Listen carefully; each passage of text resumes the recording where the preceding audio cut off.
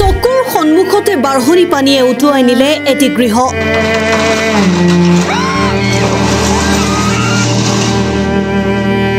একমাত্ৰ গৃহটো হেৰাই কান্দোনত ভাগি পৰিল পৰিয়ালটোৱে। কিন্তু বৃষ্টি যেরকম ভাবে দিছে আমার ঘর আমার 1 বিঘা মাটি আমরা থাকার জায়গা আমরা সারা বছর কোনো থাকি আমরা খালি আসি উদু কাম করিয়ে জায়গা তাই ফিরে আমার বাবার সম্পত্তি নাই বাইরের ভাগ পাইছে ওই জ্বালাপতি আমরা থাকি এরা সুতুমি করে ওরা ঘর দিয়ে সব ভাঙিয়ে দিছে। গৃহৰ ওচৰেদি বৈ যোৱা সৰু ডুংটোৰ কালভাৰ্ট নিৰ্মাণত ঠিকাদাৰৰ গাফিলতিৰ বাবে আজি এটা পৰিয়ালে নিজ গৃহ হেৰুৱাই কান্দোনত ভাগি পৰিছে।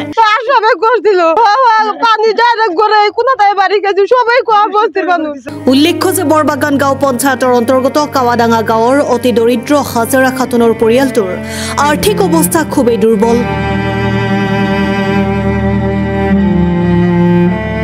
বাসস্থান হিচাপে আছিল চৰকাৰীভাৱে লাভ কৰা এই একমাত্ৰ গৃহটি।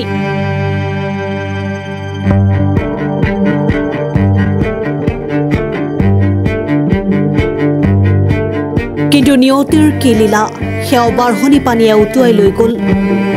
বহুদিনৰ পৰাই পৰিয়ালটোৱে কালভাৰ্টটোৰ বাবে এক হতাশাত ভুগি আহিছিল। ঠিকাদারে এই জায়গাটাত কাম করছে আরো 2 বার বানপানি হয়েছে ওই আশাবেরও ফোন মেরে আনছি তারপরে নেম্বর প্রেসিডেন্ট গাম্বুরের বেগি আনছি আইনে দেখাইছি দোয়া পানির দাঁড় আমার এই ঘরে কোনাত ওইলে জায়গা দিয়ে প্রচন্ড গাছ গুজালি আছিল আমের গাছ তারপরে গোয়ার গাছ সব আছিল কিন্তু ওরা কইছে যে কিছু হবো না তোমার ডানা দেওয়ার কথা আমরা ডানাটা তোমার দেবো কিন্তু আজ তোর কি ডানা রায় নাই গড়টাই ভাঙে গেছে গাঙ্গর।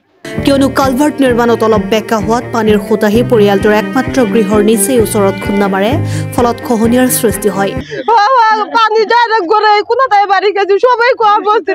ঠিকাদাৰজনক বাৰম্বাৰে এই বিষয়ে অৱগত কৰোৱাৰ পিছতো কোনো গুৰুত্ব নিদিয়াত আজি পৰিয়ালটোৱে গৃহহীন হ'ব লগা হয়।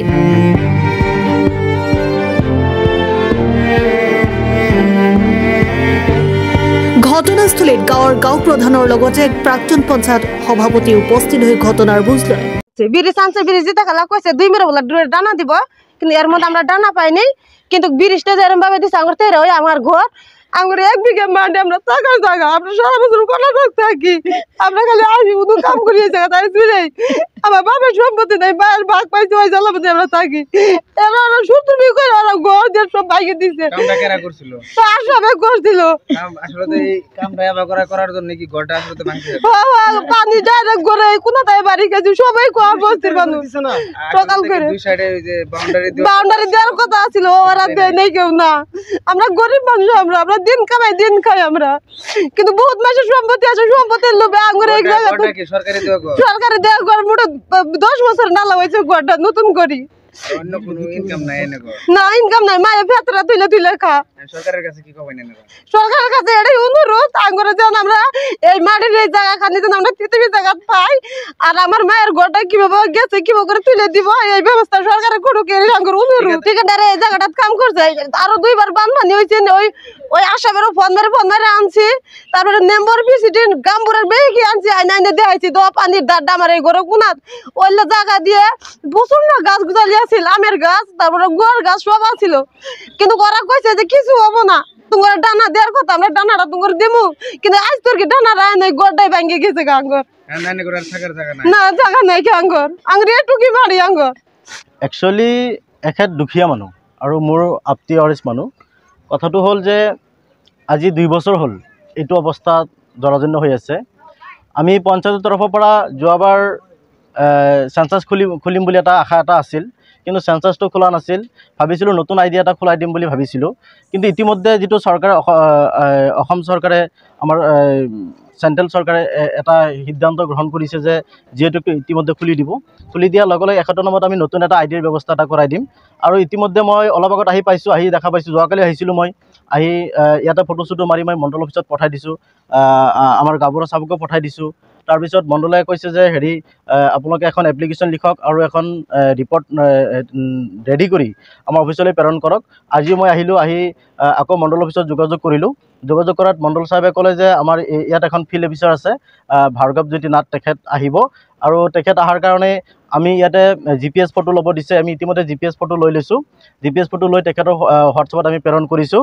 আমি অহা সোমবাৰে, অহাকালিতো ছানডে, গতিকে অহা সোমবাৰে আমি এখন ডিপ'ত গাঁওবুঢ়া চাহাবৰ হাতত এখন ডিপ'ত প্ৰেৰণ কৰি এখন এপ্লিকেশ্যন লিখি GPS ফটো 3টামান ছপাই আমি মণ্ডল অফিচলৈ প্ৰেৰণ কৰিম। আমি আশা ৰাখিছোঁ যে আমাৰ চাৰ্কুল অফিচে আমাৰ ইয়াত বিশেষ ভূমিকা গ্ৰহণ কৰিব। আৰু যিহেতু এই দুখীয়া পৰিয়াল, ময়ো অসম চৰকাৰক কৰজোৰ অনুৰোধ কৰিছোঁ যাতে এই দুখীয়া পৰিয়ালটোক যাতে সকাহ প্ৰদান কৰে।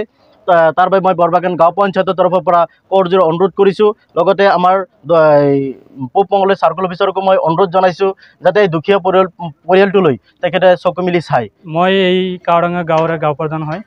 মই যোৱাকালি মঙলদৈত আছিলোঁ। যেতিয়া এই দুখীয়া মানুহজনৰ তাৰমানে এই কালভাৰ্টৰ সন্মুখতে ঘৰটো যেতিয়া এই লাহে লাহে তাৰমানে ভাঙি যাব ধৰিছিল, তেতিয়া মোক আমাৰ বৰবাগান গাঁও পঞ্চায়তৰ প্ৰাক্তন সভাপতিয়ে মোক জনাইছিল। জনোৱাৰ পিছত মই মোৰ LMক মই জনাইছিলোঁ।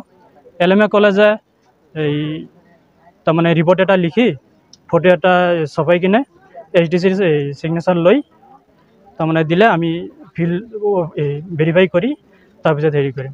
কালভাৰ্টৰ মানে পানীৰ যিটো সোঁত অলপ মানে কালভাৰ্টটো বেকা হৈছে, এইটো অলপ বেকা হৈছে আৰু এইটো আমি LM বা আমাৰ ফিল্ড অফিচাৰ আহি কিনে এইটো চাই কিনে এইটো ভেৰিফাই কৰিব।